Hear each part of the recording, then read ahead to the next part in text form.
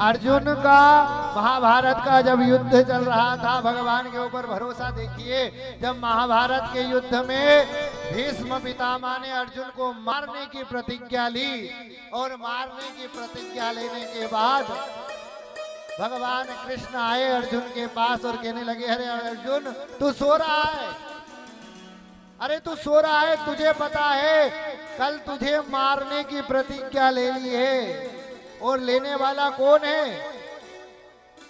भीष्म पितामह, गंगा पुत्र शांतनु भीष्म पितामह, जिसकी प्रतिज्ञा कभी खाली नहीं जाती, उसने तुझे मारने की प्रतिज्ञा ली है और तू यहाँ सो रहा है। तो अर्जुन क्या कहता है पता है आपको? अर्जुन कहता है, भगवान मुझे भी सोने दो और तुम भी सो जाओ। भगवान ने कहा, अरे अर्जुन तू भीष्म पितामह को साधारण समझ रहा है, तुझे पता नहीं भीष्म पितामह की प्रतिज्ञा कभी खाली नहीं जाती।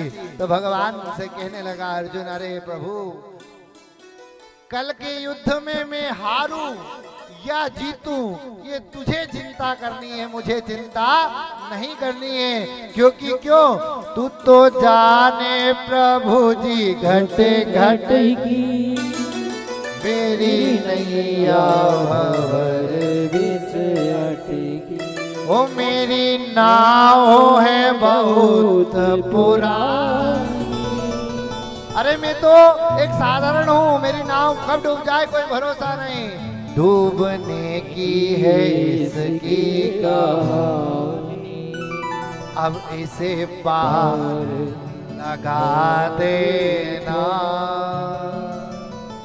प्रभु, उस पार लगा देना। आप जानो प्रभु मैं क्यों चिंता करूं, कल युद्ध हारेंगे जीतेंगे ये तुमको चिंता करनी है, मैं चिंता नहीं करूंगा।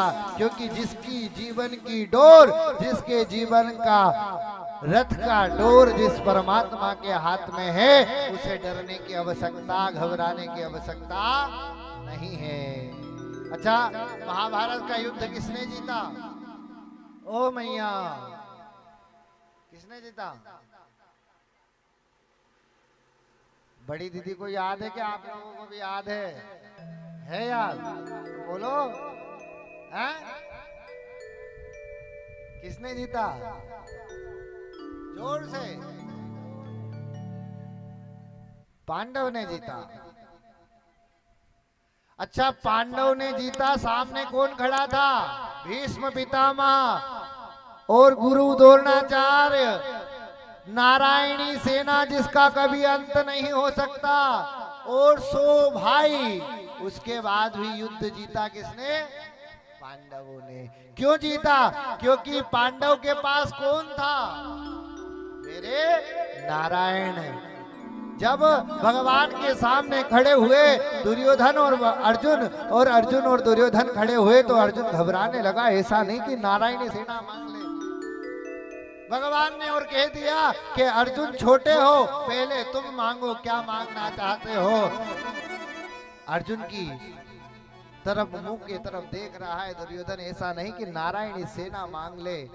और मेरे अर्जुन ने कहा कि भगवान एक तुमसे मांगने आया है, एक तुमको मांगने आया है, मैं तुमको मांगने आया हूं प्रभु, बाकी सब सबको दे दो, मुझे नहीं चाहिए। आज देखिए ना, जिसने भगवान को मांगा आज वो विजेता बना, और जिसने भगवान से मांगा वो हार गया।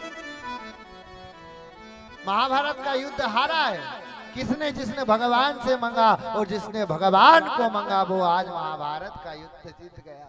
ये किसके कारण? ये भगवान के।